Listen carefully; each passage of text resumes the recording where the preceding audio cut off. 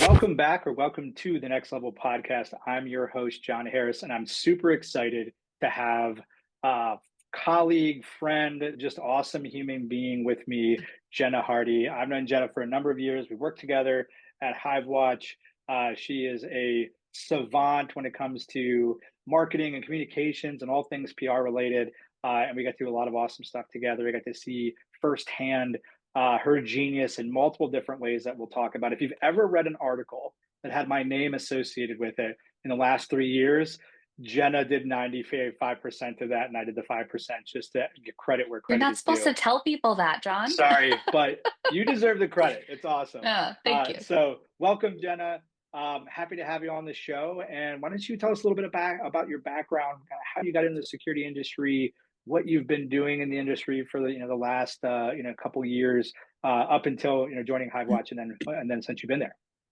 Sure. So, um, this is very strange for me, obviously, because I am usually on the back end of these podcasts, listening in, making sure that, our leaders are saying the right things and conveying the right messages. So, thank you for having me. I hope I can do this justice. My background, I have, I built on in eighth grade, I knew I wanted to go into journalism. That was when I knew. And then I got to college and loved government as well. So I ended up getting a bachelor's degree in communications and another degree in government. And I realized that I like the theoretical components of government, not the actual parts of government. So I went on and I really just got into media and marketing, and my career has kind of taken me down that road. And about 10 years ago, I relocated and didn't have a job. And a friend of mine from college reached out and said, "Hey, I work for this agency that is looking for a writer, and you came to mind because I knew you were looking for a job." And that agency actually was dedicated to PR and marketing for the security industry specifically. So I got about a year crash course in what an integrator is and what the channel means, and turned out that it's a pretty rad place to be. So, and after about 6.5 years, I thought, oh, okay, I love security. And then I found another company that was more in the cybersecurity realm, and I left for 2 years um, to work there. And that honestly really helped solidify the fact that the security industry is, once you're in it, the relationships you build and the people that you meet really play a crucial role in uh, what you want your career to look like. And so Mm. um, I had worked for Ryan at Hivewatch during my time at the agency, and we kept in touch over the 2 years that I kind of stepped away from security. And I came back into the fold when he was looking for someone to take on more marketing. I was the second marketing hire for Hivewatch, and so I stepped in, and now my role is a lot having to do with marketing and external communications, making sure that the industry knows we're around and beyond, helping with messaging, and you've seen, everything behind the scenes that you see in the day to day with regards to social media, emails that we send, content that we write. So, and I'm happy to be here. So, thanks for having me. Yeah, awesome. Thank you for sharing that. And I think one of the things that I've learned, because I had a unique opportunity in spending a couple years with Leo Des at Group 337, where I got exposed to the likes of Hillary Gallagher and Lee, and the way they approached communications and marketing from just a different way. And that primed me for working with you and Sarah Schoenfeld, who was she the first hire? Was she hired before you? Mhm. Does she count? Yeah, She's before Ryan's me. Yeah. wife, and so that's the Yep. only reason she doesn't even count, even though she is a fantastic person and I love her dearly. Hello, Sarah. Hopefully you listen to this and know how much I care for you. But so that like so having been in security companies before, what I'll call traditional old school security companies, and then having that experience with Lee, and then coming in to Hivewatch, it was like this unique opportunity to see it done a different way, Mhm. and by what I would call like veterans, right? So it was interesting, and I'd love you to discuss this a little bit because Sarah's been around in the industry, uh, and in marketing communications. You obviously have too, and I think it's unique to have veteran people in the market who then take this different tack. And so if you follow and I encourage you to follow Hivewatch on Instagram, on LinkedIn. You'll see like a lot of like what I'd call bleeding edge and willing to like take some chances, poke fun at ourselves, but also some like really unique video content and like the way we did our recent product announcement. I say we, I was there when we did it. I'm not there anymore, but the way that you guys did the product announcement for the AI operator, like all those things. Um, it's not the way it's always done. It's not, it's very, like if you take a step back, it looks like the way marketing's done in other great places, but it doesn't look like the way marketing's done in the industry. And so I know that's intentional. And so tell me a little bit about that around one, like taking chances on some of the stuff that you guys do, and then I guess having the confidence in yourself to do it a little bit differently, and like just wanting to be a little bit different and not just do it the way everyone else is doing it. Yeah, I think that coming from an agency perspective where I had a number of clients that all wanted to do it a little bit differently, but it was all in the same vein around uh typically like pretty dry, straightforward, this is how security works. And the the industry obviously, like, we use the term, like, it's not very sexy to talk about security, but it's something that is such a necessary part of the organization and whatever facility that you're managing, and the day to day. So just like someone who's making a decision on whether or not to buy a different, like, shade of makeup or a couch, you also have to speak the language of the people who are buying your products and who Mm, are actually using them, and understanding where you're coming from. And so, what I think that Hivewatch has done really well is not listen to the rest of the industry when you think about how things are marketed, and really, really honed in the message of how our customers, how are clients, how are security professionals actually talking about the things and the challenges that they face in their own day-to-day role, rather than focusing on, oh, here's the next best, access control system, here's the next best. We added, here's version 246.2 of this new video product. Instead of talking about things like that, I think Hivewatch from the beginning took a different approach in, we see you, we see your challenges, we want to solve those for you, and here's how we're going to do it. And I think that that is what made it so different in the market, and what helped us kind of become a little bit more well known in the market is because of that approach. And I think that one of the best things that they did was bring Sarah in, who came from a background of different software companies, SaaS companies, and saw what worked in those markets and external markets in B2C and B2B, and really like took what worked and applied it here, and did so in a way that was so budget conscious and organic. And we continue to do that to this day to get our the word out about the platform. So I think that's what's really different. And I think that it's going to differ as well from a startup, like what we consider ourselves, of course, mm, um, to like larger, like multinational corporations that have been doing this for years and have like a lot of people who are very specialized in the marketing that they're doing. With regards to us, we're just scrappy and we're trying to get our information out in the best way possible, and through the best means possible. We throw a lot of things out there and we learn from, okay, this worked. This didn't work so well. We had 0 people at this event. We should probably, change tactics. And I think that what puts us at an advantage is learning from that and learning quickly.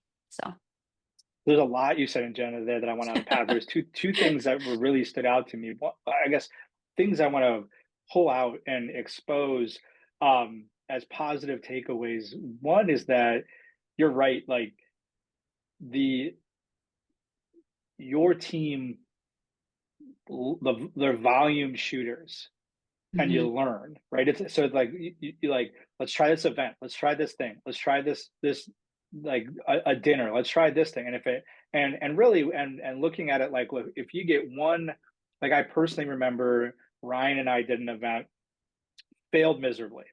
Like we promoted it, the partner was on. Like for those who don't know, when I worked at Hivewatch, I was the head of the partnerships group, and so I was doing a lot of partner event activity. And you guys are helping me. We're promoting it. It's a lot of us. It felt like pushing rope, right? It was like mhm, us moving it, nobody helping.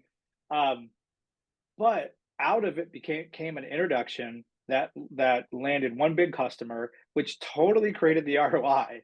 Now it mhm. let me say, all right, now I feel less bad about like having Ryan flying in and meeting me doing this event that really didn't create a lot of benefit. So it paid for itself. But then we said, all right, well, let's do it one more time. And I won't name the partner, but we tried it one more time. Same result. We had 20 people there and 17 of them were high blotch. So we're like, all right, Mhm. we're not going to do this again, or we're not going to do it with this partner. Like, what's working, what's not working, and and we take that same approach, and you have with like whatever it is, and what I love, and this is I'm gonna get an important point number two, and I want to get your perspective on it, is our willingness to stop doing things that don't work, Right. and I think at that can be tough at any company size, but you get into these programs of like, well, everyone does that, so we have to do it. There was a certain, and I won't go into detail, but there was a certain program that I inherited, that Sarah and I inherited, that we were doing, and it just never worked at all. And there was no value from it, no benefit. And we finally were just like, we're not doing this anymore because it's a waste of our time. But it took some leadership courage to say, no, we're not going to do this. We're going to stop it. This effort can be better spent in other places. I think larger companies are too afraid to stop doing the things they've always done that no longer work. And whether that's certain trade shows or whether that's certain activities or whether it's just like, oh, whatever. Like there's certain activities that we as an industry are collectively afraid to stop doing, which I think holds us back from trying new things because, I once said, there's a couple companies that are really, really good on social. And I remember thinking to myself, well, I'm never going to be swayed to buy my access control by an Instagram post or a TikTok.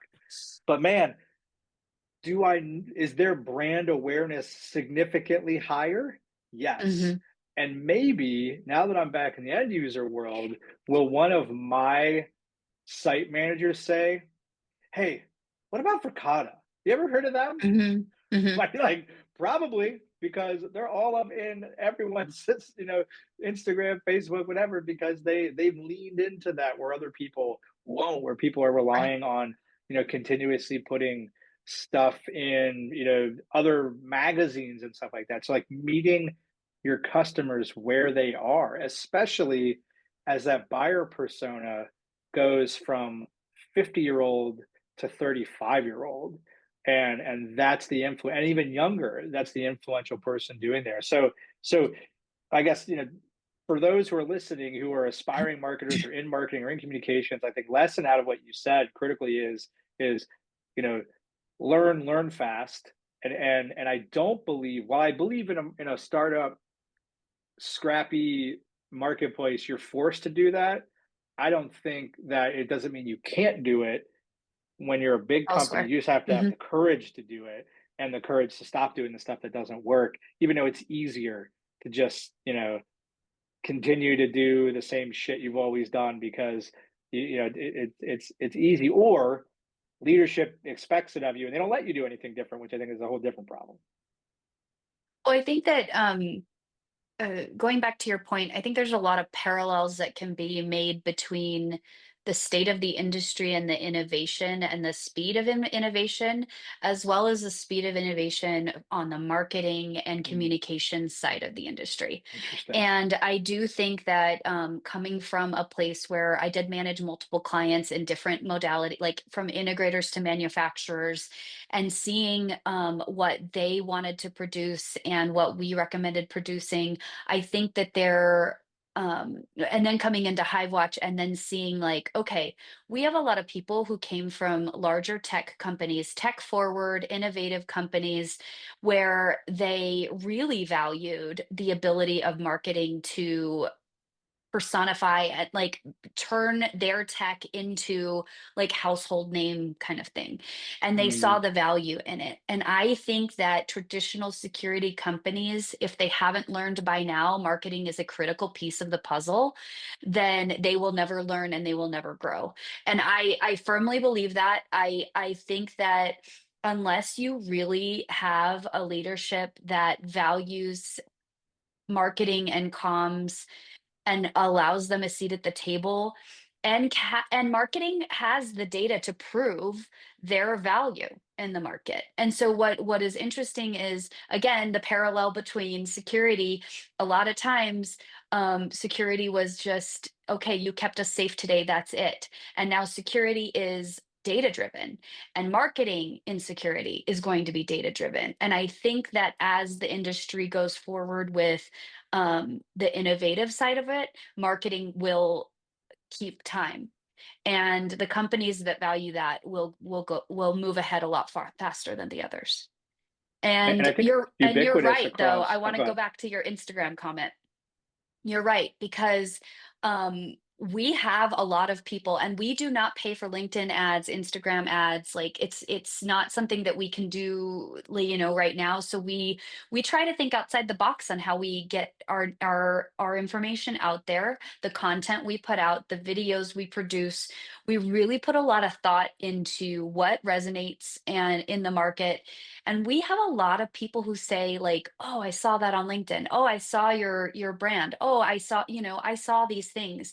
And that's when you sit there and you go, "Okay, thinking through these things and thinking about different ways to present the same information or similar information to your competitors, just by going a little bit further and thinking about how you can present it in a unique and innovative way really makes a difference to the audience that you're trying to gain more attention from. In which case, end users, partners, like tech forward leaders who we're seeing a lot more of now in the decision making seat, essentially. So marketing has to align with all of that.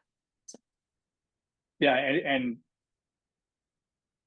a few things I want to highlight is that one, I didn't appreciate the um, the amount of data that was available to us as an organization mhm, until I started working with you and Sarah, uh, and seeing all the pieces of feedback that we can get out of a marketing campaign, mhm, and mhm, what we can determine to kind of steer the ship on what's working, what's not, and how that could then feed back into sales and product on how we talk about this. Are we talking about the right features? Are we selling to the problem, or are we a solution seeking a problem, right? And um you know a lot of this um collective discussion, because I always felt uh, that in my experience in the past, marketing played an afterthought a lot to sales of mhm, like, I need give me cut sheets, I need an update, like give me stuff. Like, it was very transactional in some of the legacy places that I participated in, or didn't exist at all. It was incumbent on like us as the salespeople or the consultant or whoever to really market ourselves. Our marketing maybe consisted of like our bios on the website. It was very elementary, and so having that, knowing the data that we can be gleaned from that and how it can feed into what we're doing was like really eye opening to me. And Mhm. then knowing about how really like grassroots campaigns, I talk about this all the time with you, around even at a company that when I was there, maybe we had like 50 people. If we said, hey, if we can get every one of you to like and repost our LinkedIn, like engagement goes up 400%. And then I'm sitting here going, man, imagine working at a company that had 2,000 people. Mhm. And Mhm. if you could get that much, I mean, so like some of like our individual posts would outperform posts of huge companies. And you kind of chuckle being like, man, if they could just get their employees to just like their own posts, like imagine how much reach they can get. And it's not about vanity metrics because I don't think that matters. It's about getting eyeballs that wouldn't otherwise see your stuff, seeing your stuff. Right. And I mean, that's what really matters. So it's not about me being like, look, I got like when you did the product announcement for the AI operator and we looked at all the metrics from that, like Mhm. you could see. So for those who don't know, there was like a live stream webinar that we did with Leo Des on the product announcement. We did it simultaneously at the timing at OSAC and Security 500 and ISCE. So there was this very advantageous time where we could go talk about it. It was one of the coolest things I've ever experienced because, and then we could go back through and look at like, hey, look at all the things that happened, all the data that we have from this, and then people we can follow up with who showed interest in it, and then we give our salespeople warm leads for them to go contact who are interested in our Mhm. product and who want to buy it, who aren't, you're not bothering them and trying to be a cold call, right? And so, um, all that stuff matters. And when your objective is to solve someone's problem, because at the end of the day, that's what, Hivewatch or any company is trying to do. If you can do that better, faster, more efficiently, and find the people who need you quicker, that's the name of the game. And I think like that's what I saw you do and marketing at Hivewatch do with it, which I thought was so fascinating, and makes what others may think of like this mundane, like, oh, marketing and security, that sounds boring. But like, I mean, that getting back to like why we stay in the industry, because I think you fall in love with the topic of security, and then you fall in love with like the adventure of everything that you Mhm. just expressed around actually like building that mechanism of what you can accomplish. Yeah, and I think, I will say that I do struggle because I was trained, I did not come into this to the security industry in like a super forward thinking, like creative way. It was more of like Mm, okay, this is how we've done this. So this is what you're learning. And so I think that every single day that I'm at Hivewatch and learning from the people around me and even like the new voices that come into the company, I'm learning every day how to kind of think differently about mm, what we're selling and how we're selling it. And I have a lot to learn. Like I will be the first to admit um that I am always learning. I am always trying to make sure that I understand um, our whys and the way that our sales team is talking about the product, the way that we're talking about the challenges that our customers are facing.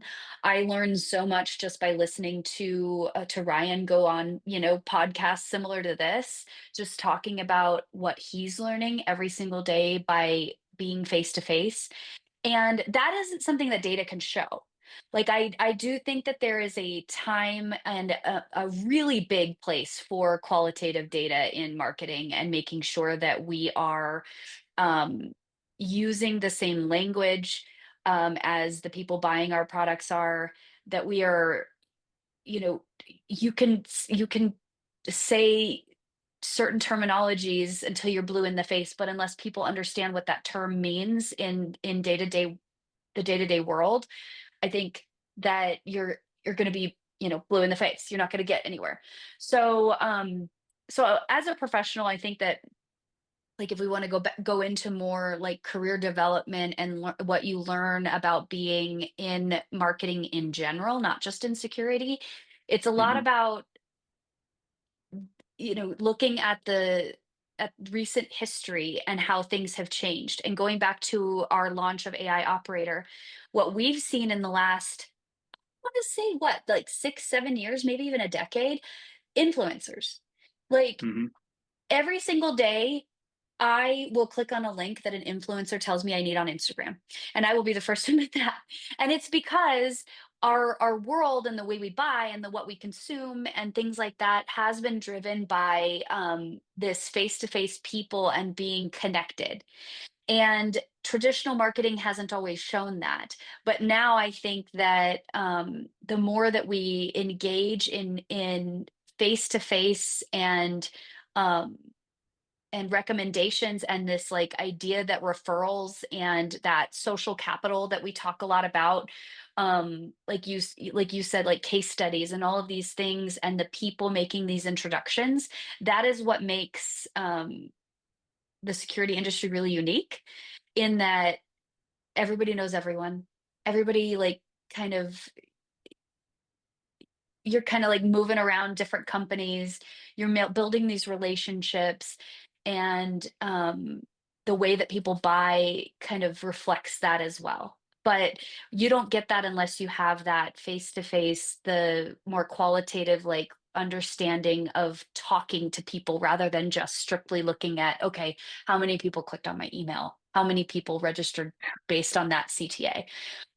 So I think that it has to be both. Like it can't just be one or the other. I think that we're constantly learning, and that we're constantly, like you said, changing direction based on what's working. And I think it is it's you just kind of have to do it to be successful here. So And one thing I want to ask you too, in that same kind of personal development vein, Mhm. is that how have you, or what do you do to continuously educate yourself?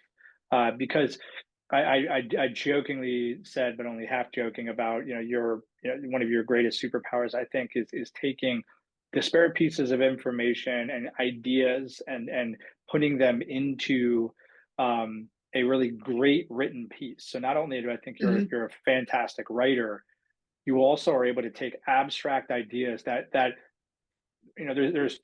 there's two people I know who can do this great: Tristan Vaccaro and you, Mhm. who can take things that you probably don't know much about, like really abstract security technology things, talk to a couple people, distill that down into a great two-page article, have somebody kind of help you with it, and then let someone else get all the credit for it. So you do that awesomely. How do you do that? Like, what is, because you have to have some sort of working, you got to know enough to know enough. But then there's also a framework, and we don't have to, expose state secrets, but I assume this is part of that journalism background, that Yeah, communications background of 100%. like putting these things together. And but also, like, presumably you have to stay up to date on trends and things and read and stuff. So like, how do you're also um a mother, a wife, an active human being, right? So it's not like you're just sitting at home in that wonderful office, cracking books, reading up about the latest trends in AI and security technology. And so, what's your method for kind of staying educated? Oh, that's a really good question. I think that more recently I've leaned into finding like trainings and things online. Like I Hmm, actually sat through a 4-hour crisis comms training yesterday. interesting. And I learned so much. And normally, you're in like a webinar or something and you're kind of like doing other things. I was riveted for 4 solid hours. Like I really learned a lot.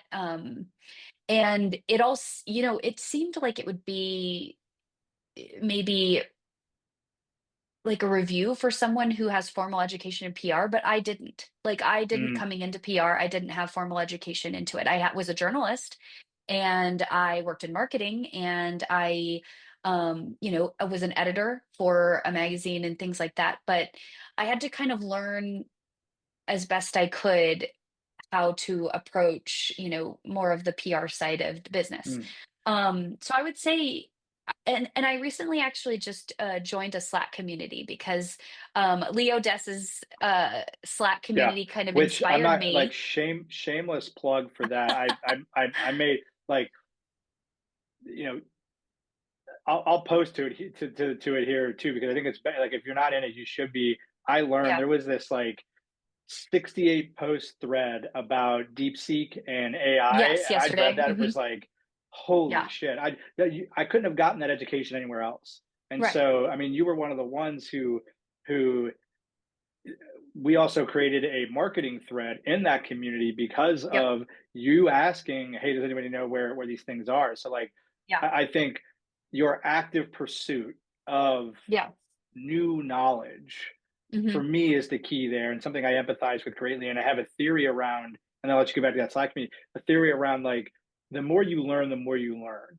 Meaning like your neurons are firing, and now I have more contextual ideas that I can start merging together. And so while because way back in your head, you know a lot about cybersecurity from your time working for an agency focused on it, and Hmm. then you have something back there that all of a sudden you start learning about AI, and you start learning about cloud, and it's like, oh, and then this thing. And now I open up Yeah. this whole new thing based on this contextual information that I have previously. And the more that you continue to learn, the more those stack and build upon each other, which I think also allows you to learn fast. So you can get just Hmm. like, I just need a little bit. And if people are really smart, don't be afraid to use things like chat gpt to like 100x that, where I can take all Hmm. these abstract things and put them together and then say read it back to me.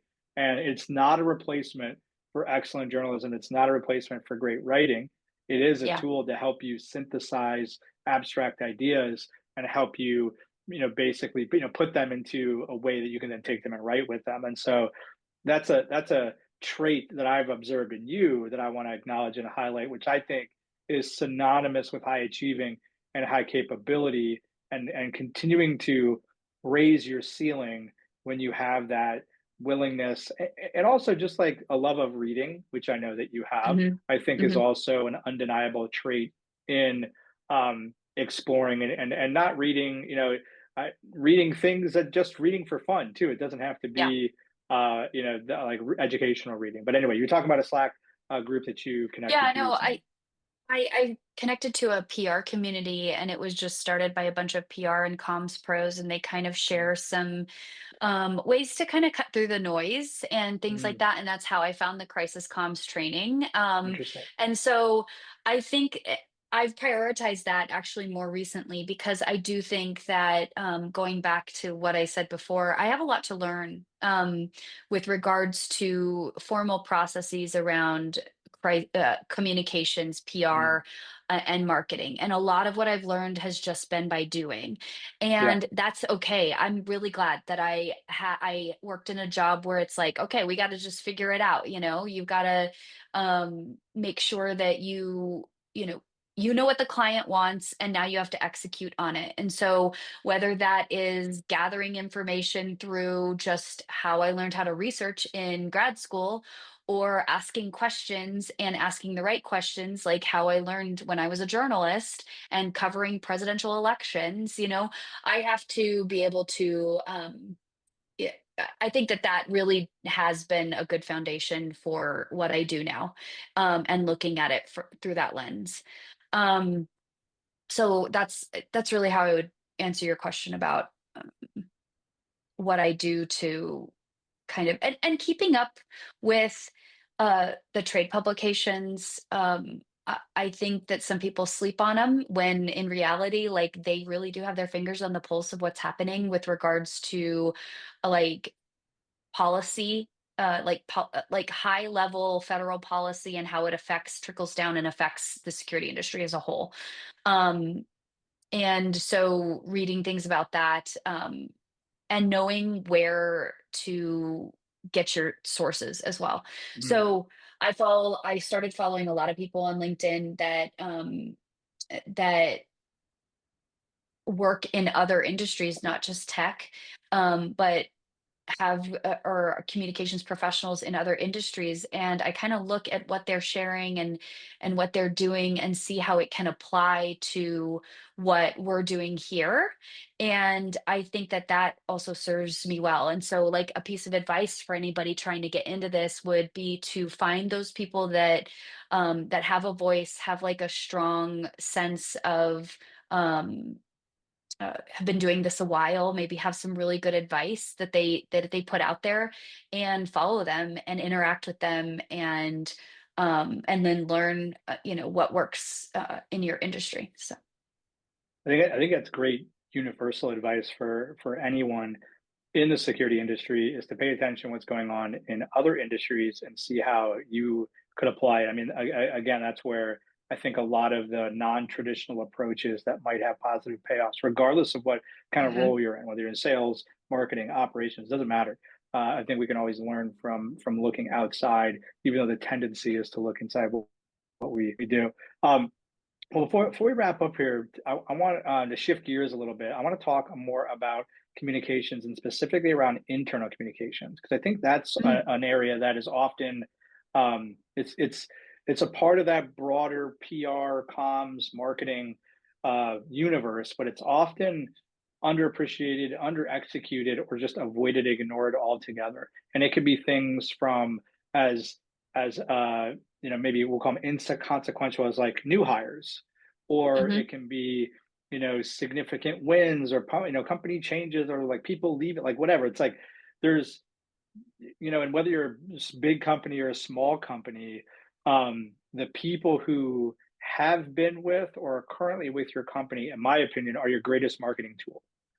Yeah. The reach of the people who are going to vouch for your company are the number one marketing tool, maybe for recruiting talent. And like what I typically want to do if I'm going to invest in a company, meaning like purchase their product, I want to know about the people who are there. I want to talk to Mhm. some people who work there, especially with like startups or any company. Like, is this company going to be around? Is this technology going to last? So let's discuss that a little bit. In term one, do you agree with me that it's important? And Mhm. then, like, what does a good internal comms program look like, and how do you recommend kind of those things are managed or done in organizations? I think it's a good question. Of course, I do think that internal communications has a place. I think in larger organizations, you see that even more because they have people who are actually solely only Mm, dedicated to communicating internally and making sure that the message that's being received from executive leadership, it trickles down in a way that is um, has broad strokes, like make sure that everybody knows what's happening within the organization. One thing I've learned, in my years is you do want to make sure that you're approaching internal communications as being um, uh, people like transparency. And mm, like employees really love transparency. And so I think that companies, no matter the size, should prioritize making sure that people feel heard and seen, and that they understand what's happening in the day to day of the organization. Obviously, that's going to change with regards to anything that's like sensitive information or anything that you don't want to see like out in the universe before it's time. I think it's really also a good point to make that there has to also be a balance between internal and external communications, because anything you communicate internally, we've seen that can be leaked externally as well. So you have to be really have a concerted effort in your communications with employees or with like partners or anything like that. You always have to approach it in a way that the public will know, or will mm, this will be out and about for everybody to read. Like, so um I don't know if it's as prevalent, within our industry, but in other industries you've seen, we see you do you remember the woman who was, like, let go and she filmed it on TikTok? Yeah. Like, that Yeah. like, there are implications for Yeah. internal communications more broadly if you handle it poorly. So, really having a strategy for making sure that you're communicating effectively and, uh, it is super critical to an organization in general, so And I think that maybe one big takeaway for me there is like have a strategy. Are you like yeah, you got to have some yeah, sort of plan, and I've experienced it both it being a part of a huge corporate conglomerate with 120,000 right. people where there's a whole army of people managing, every little piece of Mhm. internal comms and how it's flowed down and how that, and then having some where it's like it's an afterthought and it's like Yeah. you don't even know. It's like, oh yeah, that part, like I'm trying to Well, there email has to be somewhere somebody in and the it's like, middle. yeah, they've been Yeah. gone for three There weeks. And you're like, oh, okay, well, okay, but yeah. and like in between, right? Like you can't. I don't think you can.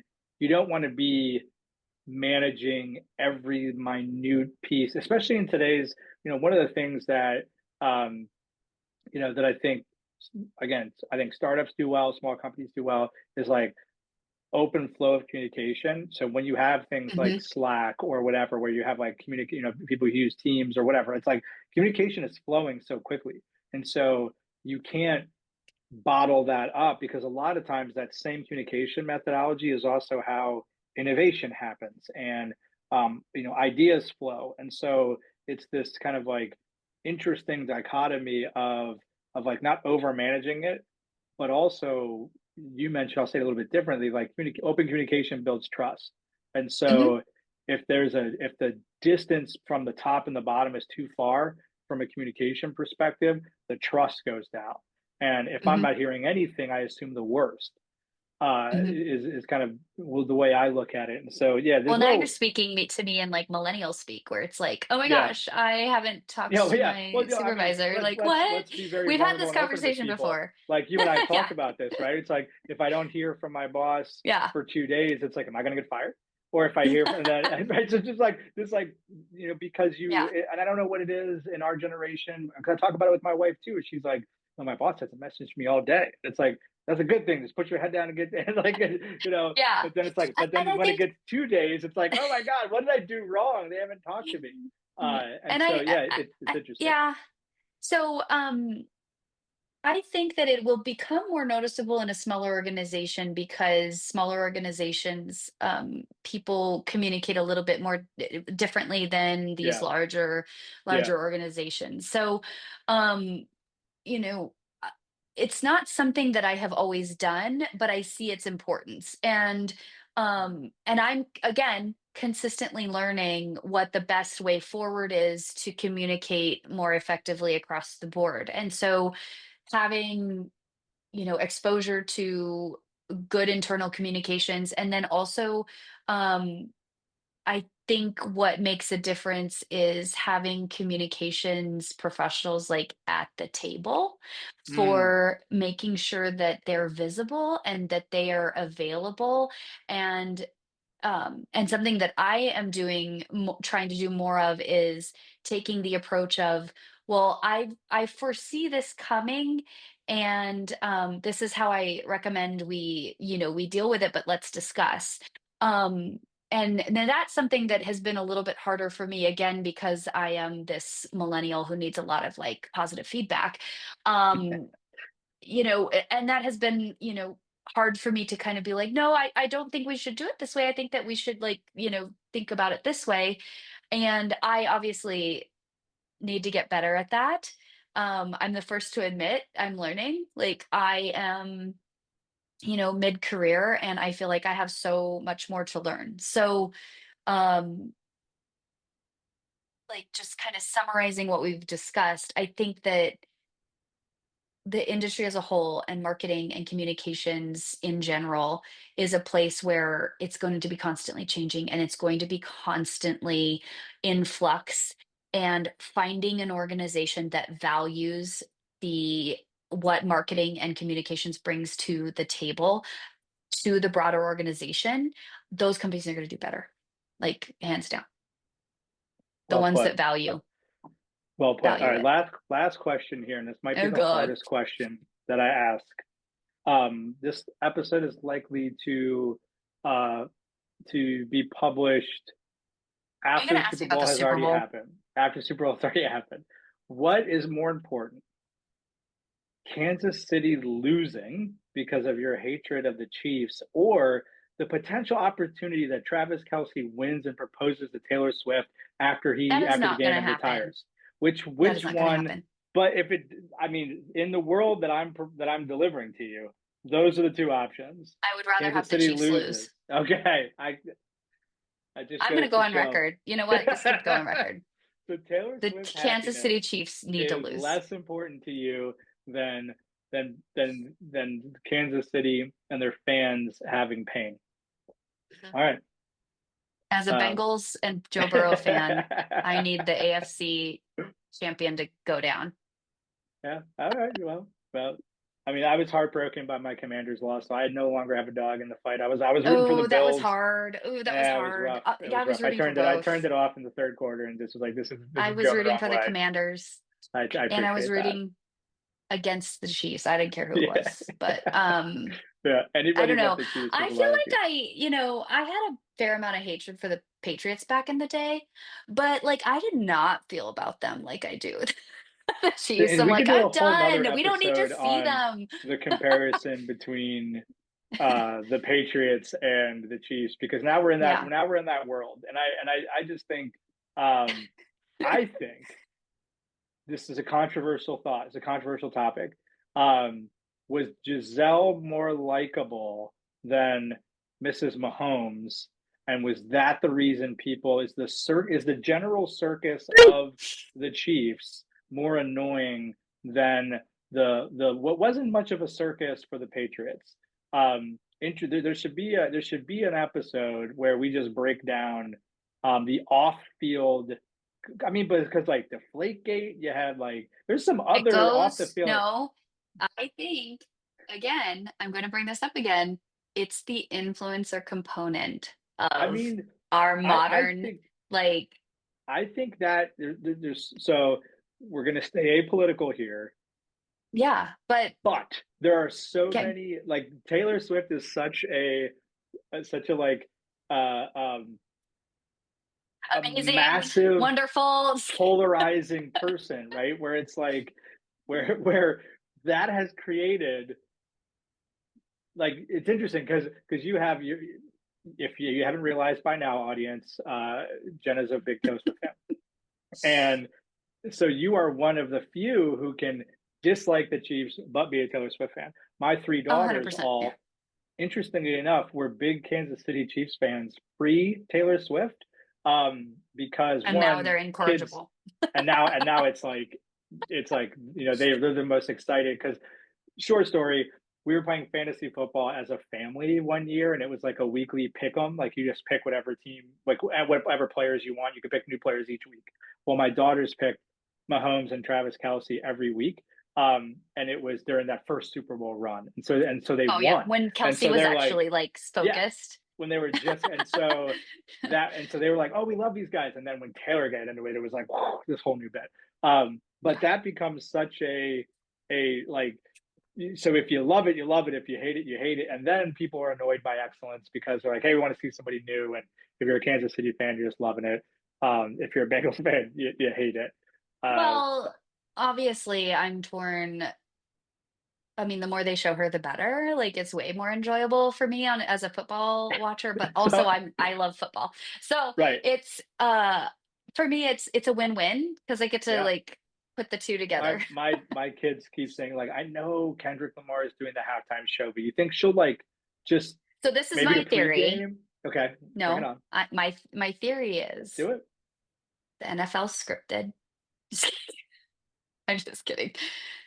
I now I'm on the record for saying that. But my theory was, do we think that now that the Chiefs are in the Super Bowl, and do we think that she'll come out and she'll sing Bad Blood with Kendrick Lamar Mm, and release mm. Reputation, Taylor's version, at halftime? But I was thinking about this morning as I'm driving, listening to Down Bad, because you, you know, What else are you doing on Tuesday? what else would I be doing? Uh, I don't think she also either wants to take away from like if the Chiefs win.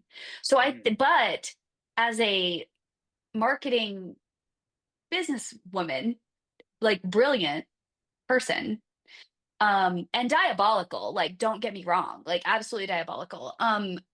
That would be epic. I just don't that think they could would, keep it a secret.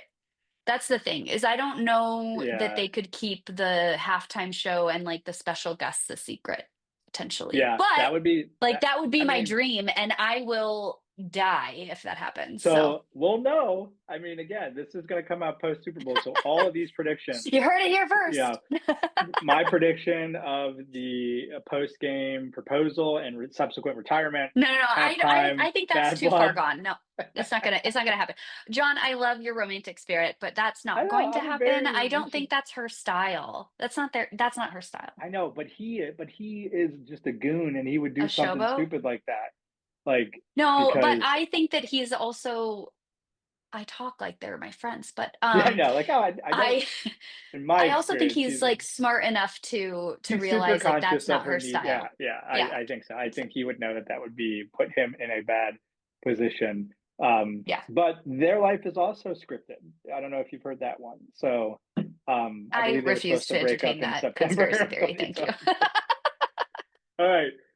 If you All didn't right, know that thank you, you were going John. to get a bonus episode on the I back end did of this not. episode about football and Taylor Swift and the Chiefs, But I then also think that you're Sarah's going to be welcome. very disappointed in my take.